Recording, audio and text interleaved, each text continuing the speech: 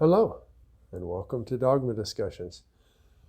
This is Vincent with another installment.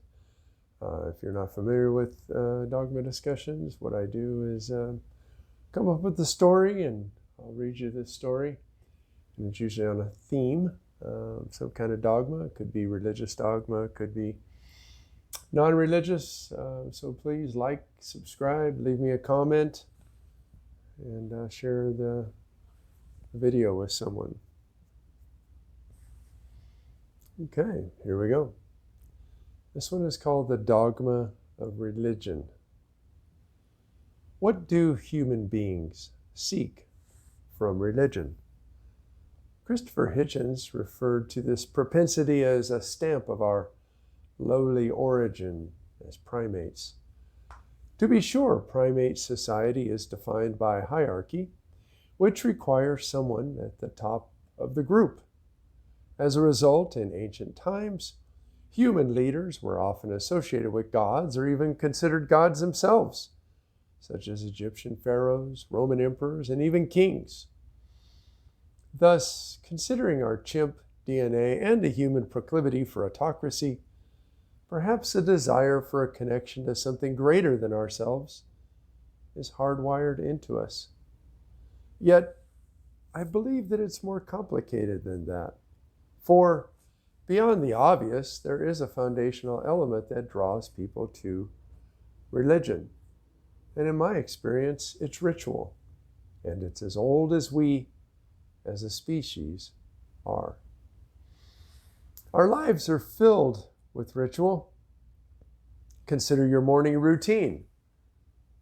We tend to do things in a certain order. Eat, drink, dress, whatever.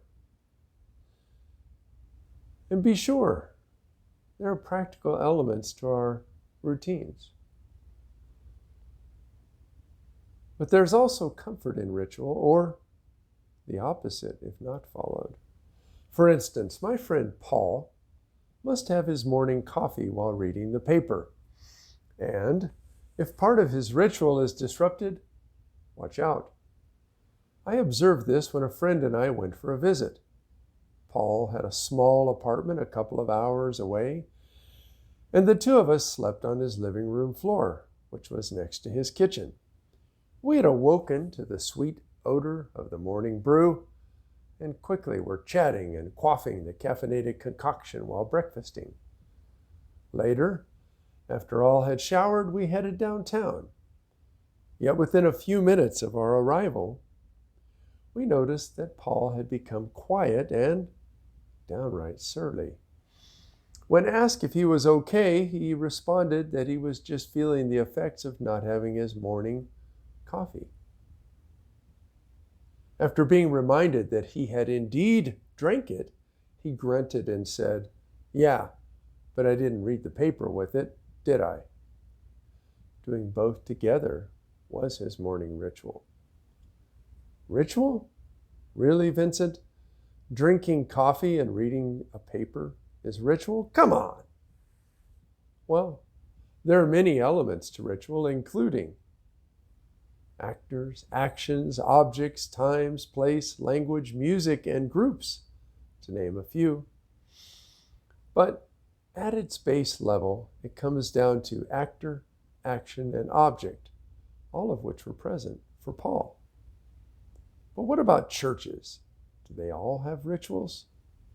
My evangelical church certainly did, even though the members would have been loath to admit it.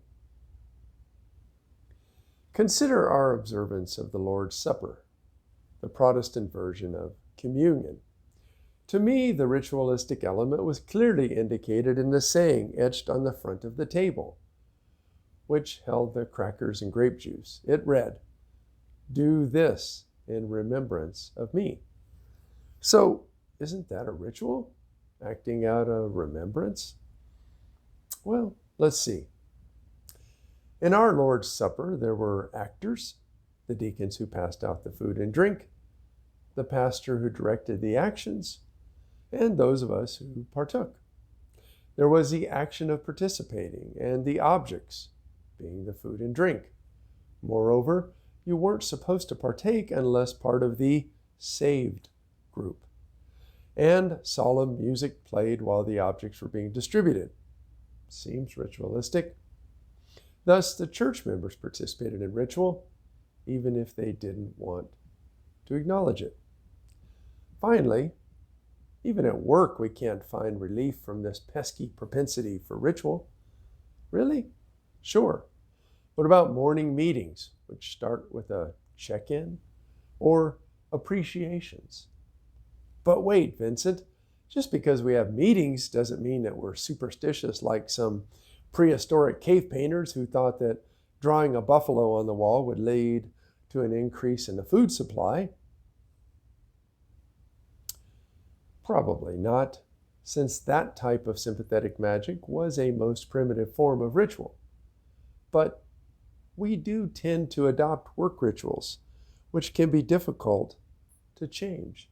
For example, when I worked for state government, we had a work group that had formed to complete a large project. When the project stalled, we broke into smaller work groups, which also stalled. Why? Because the leaders of these groups structured the work groups in the same inefficient way that bogged down the large group. How? Well, each work group meeting began with status updates by each member, followed by a comment period by other members. That's what had taken up so much time in the large group, which had caused the division into smaller ones.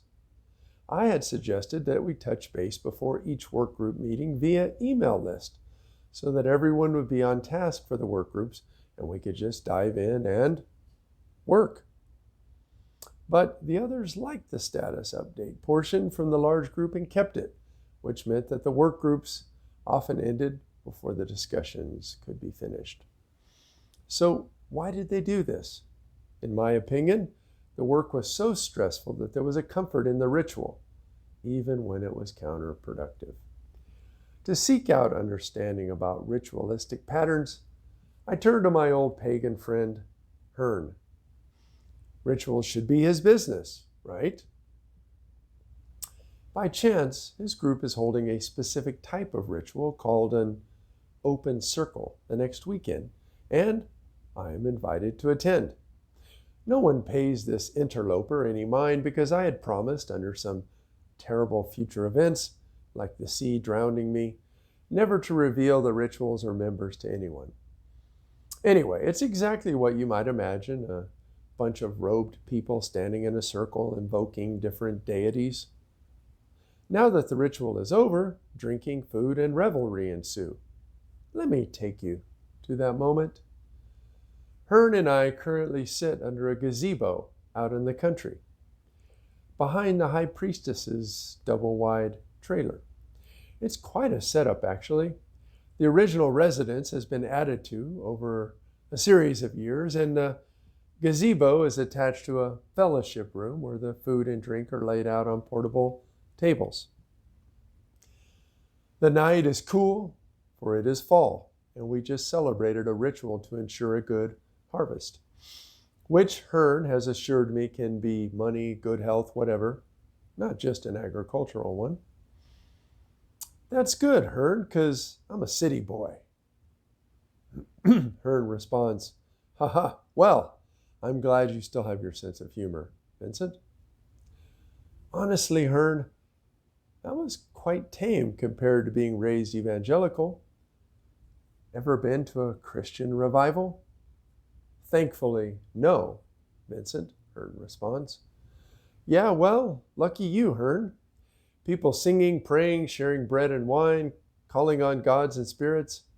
Seems like a normal religious service to me. Good, Vincent. Are you disappointed that there were no sacrifices, animal or human? Just some good old-fashioned revelry afterwards? Well, Hearn, I was kind of looking forward to the orgies, but to my dismay. He laughs again and points over his shoulder. Some went natural in the hot tub over there, but that's about as close as we get. I sit up higher to peer over his shoulder, but the hot tub is too far away to see anything.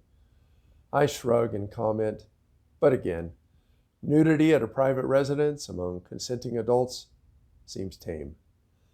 Hearn sighs and changes the subject. You mentioned the similarities, Vincent, between this and Christianity. All the things you mentioned have ritualistic elements and meaning. People don't necessarily need religion, but we need ritual. I stay silent and he continues. In order to combat the loneliness and disconnectedness that people feel from one another, we all create rituals that give us peace and meaning to our life.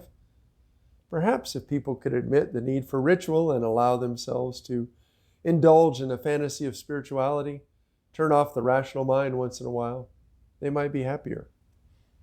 Maybe Hearn? I don't know. That might work for a while, but eventually rituals become rote and lose their meaning. Ah, Vincent, Hearn says, pointing at me, his eyes a bit glassy from the consumption of alcohol. That, my friend, is the challenge. Yes, indeed, maintaining meaning in ritual is the challenge. Like always, Hearn's words leave me deep in thought. Is it possible for people to do that? Turn off their rational minds and indulge in ritual? Perhaps that's what cosplay is, or role play, or even acting. Perhaps the foundation to ritual is what the Greeks called ecstasis, whence we get the term ecstasy, the idea of standing outside of oneself. Perhaps my Sunday venture to a coffee shop to write these stories is my ritual. My weekly activity certainly has time, place, actions, objects, and actors. Something definitely to consider. On the drive to the ritual, Hearn told me about his daily tarot readings. He does it not out of belief, but because it helps him focus on a particular improvement for each day. For example, communication, finances, relationships, dating. And maybe that is the answer. That ritual can help us with our emotional needs if nothing else. According to Hearn, it might help us be better, happier people. Okay, that's my story for this time. I hope you enjoyed it. If so, please give me a like, subscribe, share the video, leave me a comment. Until next time, this is Vincent. Goodbye.